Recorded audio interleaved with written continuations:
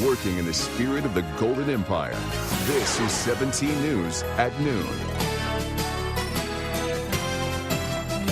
Good afternoon. Thanks for joining us. I'm Maddie Jansen. The trial of a former elementary school principal accused in her husband's murder continues today. Cameras are not allowed in the courtroom for testimony, but 17 News' Jason Katowski's in the courtroom, tweeting along with what witnesses are saying. In 2013, Todd Chance was found dead in an almond orchard. Prosecutors say his wife, Leslie Chance, planned her husband's killing after discovering text messages between him and an old girlfriend. After the shooting, prosecutors say surveillance video shows Chance making her way back home from the crime scene on foot before she took a cab the rest of the way.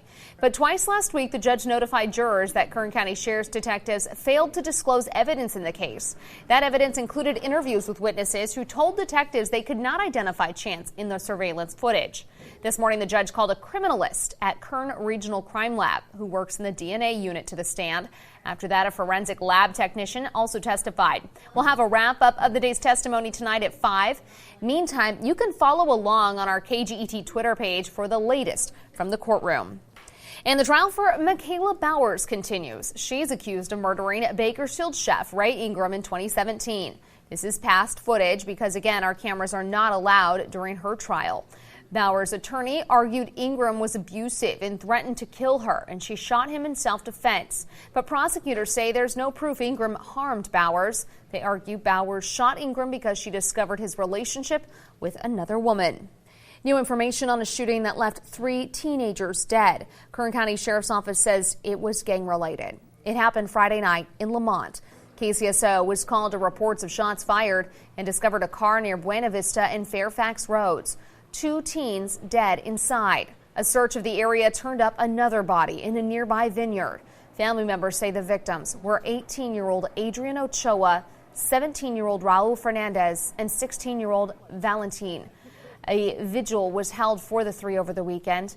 The family of 17-year-old victim Raul Fernandez sent us a link to a GoFundMe page to help with funeral expenses. You can find a link on our website, kget.com. The investigation continues. 2 cars were mangled and 3 people hurt after a rollover crash in southwest Bakersfield. Take a look at the scene. This was on Ming Avenue and Valhalla Drive. It happened around 7:15 last night. Officers say 2 adults and a child suffered minor to moderate injuries. Bakersfield police say they're still investigating the cause of the crash. 17 News is your local election headquarters. Senator Cory Booker is officially ending his Democratic presidential campaign. Booker, who entered the race for the presidency nearly 1 year ago, announced this morning he's dropping out. In a video released on social media, Booker says he'll campaign hard for the eventual Democratic nominee, and he's proud of the ideas he brought to the campaign trail. Booker only polled at about 2% nationally, didn't qualify for the most recent debates. The New Jersey senator has also said that the president's looming impeachment trial could potentially keep him in Washington and off the stump. Meantime, the first Democratic debate of the new year is happening tomorrow. This is the 7th debate of the election cycle. Only 6 candidates qualified for this debate, including Joe Biden, Elizabeth Warren, Bernie Sanders, Tom Steyer, Pete Buttigieg, and Amy Klobuchar. This is the first debate where there are no candidates of color on the stage. The stage will look a little empty, but that means each candidate might have a little more time to speak. It's happening tomorrow night in Iowa at the Drake University campus. Making news around the world, massive protests broke out in Iran this morning after Tehran took responsibility for shooting down the Ukrainian plane carrying 176 people last week. Iranian leaders say there was human error involved when the plane was accidentally shot down. Tehran, the country's capital, has rejected any allegations that there was a cover-up involved when the plane crashed, killing 176 people. Meantime, we're getting our first look inside one of the intended targets, the U.S. base in Iraq. It was hit by an Iranian missile in the attack last week. NBC's Richard Engel reports from Al Asad Air Base in western Iraq. American forces here had about 2 hours of advance notice, knowing that some sort of attack was coming, so they were able to take shelter in bunkers. And if they hadn't, the situation could have been very different. There could have easily been a mass casualty event here, and then things would obviously be very different than they are right now. Overnight, there was another rocket attack on a base here in Iraq, but those were much smaller rockets, 8 of them. They didn't hit any American personnel. There were no U.S. troops on the base at the time. At least 4 Iraqis, however, were injured. There was no claim of responsibility, but likely it was carried out by these Iranian-backed militias in this country who are a wild card, and there's concerns that those militias who are still carrying out those attacks could once again restart this cycle of violence. Richard Engel, NBC News, Assad Air Base, Iraq. And now to the impeachment saga. After holding out for weeks, House Speaker Nancy Pelosi will finally allow a vote tomorrow to release articles of impeachment against President Trump. After a power move by the Senate leader threatening to dismiss charges if they're not transferred soon, this move could put the start date of the Senate impeachment trial of President Donald Trump around a week from tomorrow. That raises the possibility that the trial may not be over before the real kickoff of the 2020 presidential primary contest on Monday, February 3rd at the Iowa caucuses. In 1999, during President Bill Clinton's impeachment, there were 8 days between when the Senate received the articles and when arguments began. Trump is only the 3rd president in U.S. history to be impeached. The Board of Supervisors is inviting people who work in Kern's oil industry to come to its meeting tomorrow. Representatives from Governor Gavin Newsom's administration are also expected to attend. Leaders with the Kern Law Enforcement Association and Kern County Firefighters Association are encouraging their members to attend as well. It's all part of KLEA's Keeping California campaign.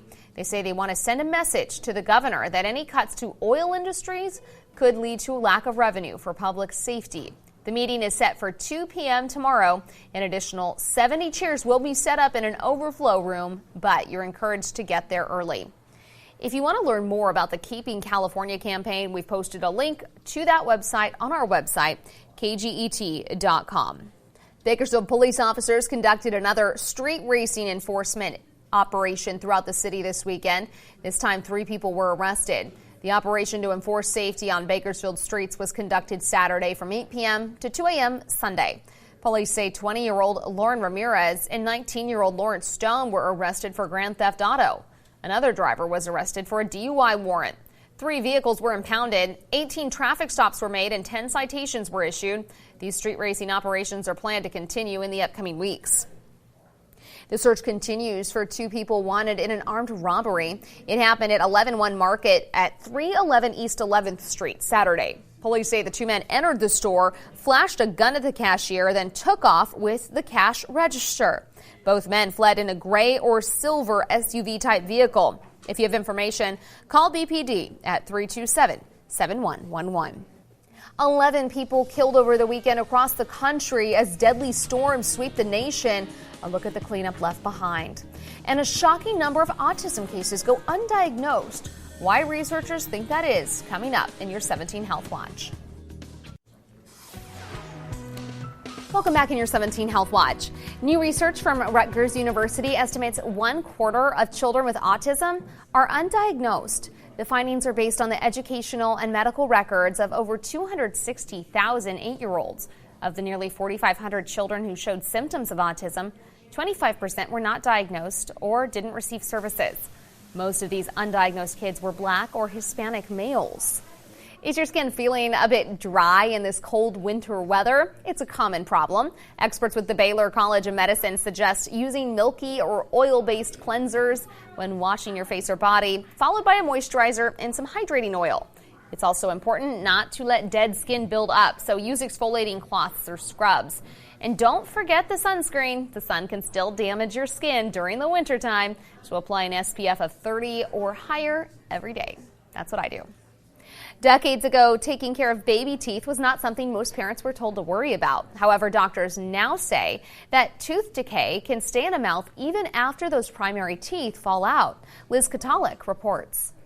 I know dude. I know. Despite the dramatics, Jameer is fine. It's partially erupted. At 3 years old, it's not his first time getting his teeth cleaned. In fact, his mom has been taking him here since he was 1. Everybody that I can think of, every organization recommends an age 1 dental visit. Scott Hamilton is an instructor at the pediatric dental clinic and says many parents he sees just don't know about this rule of thumb. There's a lot of kids that come in on a 3rd birthday and they have cavities on practically every tooth. Children's Hospital Colorado has about 3,000 of these types of cases a year. They happen because many kids see a dentist too late, with parents not knowing when to start brushing teeth or how. My own sister, I had to show her how to brush my niece's teeth, and she had no idea. On average, teeth come in around 6 months old, and right when you start seeing Brush them, is angled towards the gums at like a 45-degree angle. start brushing, even if your kid doesn't like it. They want to do this, so you have to actually find a way to hold the hands away from the mouth. The other big issue, kids going to bed with milk, and like pretty much everything except for water these days, that has a lot of sugar. Unfortunately, it's almost a science fair experiment with a kid's teeth. If they fall asleep with a bottle that has something sugary in it, and they are able to drink that throughout the night, they have sugar on their teeth constantly. Yes, those baby teeth end up going to the tooth fairy, but she doesn't take the bacteria with her. Remnants of decay can stay in a kid's mouth and affect permanent teeth as well. So in order to avoid problems in the future, But if we can only ask 2 things, brush your kid's teeth and take away that bottle at night. Yay, Jameer, you did awesome! A dentist can show you how to brush your child's teeth correctly and answer any questions about thumb sucking and fluoride during the first visit. A major cleanup is underway across the middle of the country after a wild storm system caused widespread destruction. 11 people were killed and many more homes and families are now torn apart. Tornadoes tore through at least 4 different southern states. Flash flooding forced rescues in Mississippi and claimed to life in Oklahoma. Crews have been working around the clock to bring back power to thousands. The storm, part of a powerful system that raced across the country. So far, 11 people have died, 3 each in Alabama, Texas, and Louisiana, and 1 both in Oklahoma and Iowa. Back here at home, meantime, we're just dealing with the cold. Let's check in with Kevin for your forecast. Maddie, overnight we were at 34 degrees, so it's definitely a chilly start for us, slightly below the normal of 39. Normal high today, 55. We should be close to that again, and 74 the record set back in 2012. Here's a look at the regional view, and we're not expecting much around the area today. We will see some winds along the coast. We do have a high surf advisory there, so if you're headed to the coast, just I'd stay out. We are looking at a change, though, late Wednesday into Thursday. How about some more rain and possibly some mountain snow? Gets a little more organized just off the Oregon coast by in the morning hours on Wednesday, then slides into California in the afternoon and it arrives into Kern County by Thursday. But then, as you can see, it's in and out pretty quickly. I'm still expecting a good amount. We could pick up right around 3/10 of an inch of rain for most valley locations and right around 1/4 of an inch into the mountains, along with some snow. Snow levels could drop near 4,000 feet, so we'll have to watch our passes. When we take a look at January rain amounts from last year all the way through 2015, we've only picked up 0.05 of an inch so far, so we'll see how the month ends. We still have plenty of time, but this is how we looked from 2019 to 15. In fact, 2017 was a great year, over 2 3/4 of an inch. We have a winter storm watch for areas up in the Kern River Valley above 4,000 feet. 12 to 24 inches is possible. That would include Alta Sierra. That'd be great for the ski resort, so we'll be watching for that. Air quality today will be moderate with an AQI at 64 and no burning unless you are registered. We'll look for mostly sunny skies this afternoon. 54 in Bakersfield, along with Delano and McFarland at 53, 52 in Taft, and tonight in the 30s and 40s. For the mountains, mostly sunny. We'll keep the winds around. 46 in Fraser Park, 44 in Tehachapi, so a cool day there. 50s into the Kern River Valley. Lake Isabel at 52, Kernville 53, and then for the desert, we're looking mostly sunny, a little bit breezy, and 56 out of Ridgecrest. Your extended forecast tomorrow, 55, 57 on Wednesday, a chance of rain on Thursday, but still relatively warm, and we'll see some clouds hang around Friday into Saturday. For the mountains on Thursday, that's your shot to get the rain and snow. It'll also be a windy day. We'll keep temperatures in the 40s for at least next Saturday, and then bumping you up to 50 by Sunday. And then for the Kern River Valley, sunny skies through Wednesday, a chance of rain and snow showers on Thursday. Temperatures remain into the 50s, and by Friday that system heads east, and we'll start to see some clearing skies. That's a look at your forecast. We'll send it back over to you. Gift cards are very popular presents, but nearly $3 billion of them go unused. What you should do with ones you aren't spending, coming up. KGET Business Watch is brought to you by Grapevine MSP Technology Services, the Valley's leading IT service provider. Welcome back in your 17 Business Watch today, and we're watching stocks right now. The Dow is up about 40 points so far in trading. The NASDAQ up 76, the S&P 500 up 17. $3 billion down the drain. That's how much money goes unused on gift cards every year, according to the Mercator Advisory Group. Any unspent money gets sent back to the retailer or bank, who are often very happy to have it. The good news is that around a decade ago, new rules added consumer protections to gift cards. Still, if you got any gift cards this past holiday season, you should use them sooner rather than later, according to experts. And if you received a gift card for a store you don't shop at, you have options. You can sell the card at the online exchange card pool, re-gift it, or donate it. There are a few other websites where you can sell those gift cards also, by the way. Gas prices are on the rise, but it might not be for the reason you're thinking. Drivers can see a nearly 4-cent price hike at the pump this week. According to the Lundberg survey, the average U.S. price for a regular grade gas is now just over $2.64 a gallon. But rising tensions in the Middle East are actually not to blame. In fact, crude oil prices are down. Instead, the pump price increase, which averages 1.27 cents a gallon per week, came from a partial recovery of retail dealer margin. It's predicted the gas supply and demand is balanced enough to keep retail prices stable or possibly decline for now. Some of you may have already begun the process of getting your tax returns ready because you're expecting a refund. So while you're at it, here's something you can do to help get a refund next year. Details now from NBC's Chris Clackham. My refund was about half of what it normally is. Remember tax time last year and the disappointment over refunds? People got surprised by their refunds. They weren't as big as they thought they were going to be. That was because people had not adjusted their withholdings in light of the new Federal Tax Cut Act. So what millions did a year ago and what tax experts say they should consider doing again now, change your withholdings, your W-4, especially if you're expecting big personal changes in 2020. Things like, having a baby or buying a house will change your tax situation. Kathy Pickering with H&R Block says the timing's right to adjust W-4s because many are already preparing 2019 tax returns. So as your W-2s are coming in the mail, maybe you're starting to get some bank statements with that year-end tax information. Gather and file quickly, she says, to help prevent hackers from filing a fake return in your name and getting the refund you deserve. Chris Clackham, NBC News. A royal meeting to hash out the finer details of Prince Harry and Meghan Markle's step away from the royal family. The statement from the Queen coming up. Welcome back. Britain's Queen Elizabeth today agreed to let Prince Harry and his wife Meghan live a more independent life. The Queen issued a statement following a royal family meeting at her country estate. Prince Philip was seen leaving the estate. He, Prince Charles, Prince William, and Prince Harry were also expected to attend. The Queen's statement called the crisis talks constructive. Harry and Meghan surprised the royal family and the world last week with their announcement they want to step back from some royal duties. The Queen also said today it had been agreed there will be a period of transition when the couple will divide their time between Canada and the UK. Queen Elizabeth said there are still issues to be resolved, but she wants it done within a few days. Back here at home, the Academy Awards are less than a month away, and this morning the nominations for Hollywood's top honor were announced. Mark Barker gives us the lowdown on how some of the top movies fared.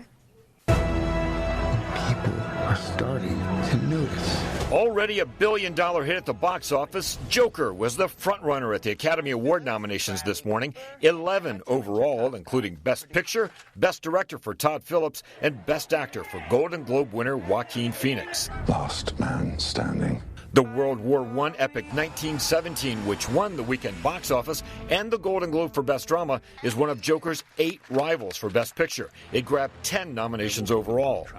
Yeah. So did the mob drama The Irishman, including Best Picture and Best Director for Martin Scorsese.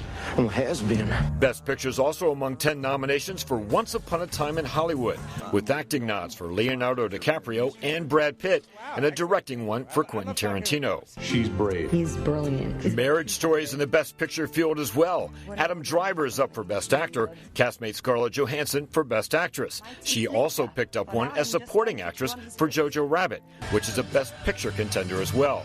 I'm deadly serious. The South Korean drama Parasite rounds out the Best Picture field, along with the racing drama Ford vs. Ferrari and the remake Little Women, which also scored a Best Actress bid for Saoirse Ronan. Golden Globe winner Renee Zellweger is also in the Best Actress chase for Judy, along with Harriet Cynthia Erivo and Bombshell's Charlize Theron. You will damage the papacy forever. The Two Popes Jonathan Pryce rounds out the Best Actor category, along with Antonio Banderas for Pain and Glory. Mark Barker, NBC News. The awards will be handed out in a hostless event on Sunday, February 9th, the week after the Super Bowl. That's the earliest the Oscars have ever been held. Coming up here on 17 News at noon, a library with so much more than just books. How this so-called library of things works. Coming up.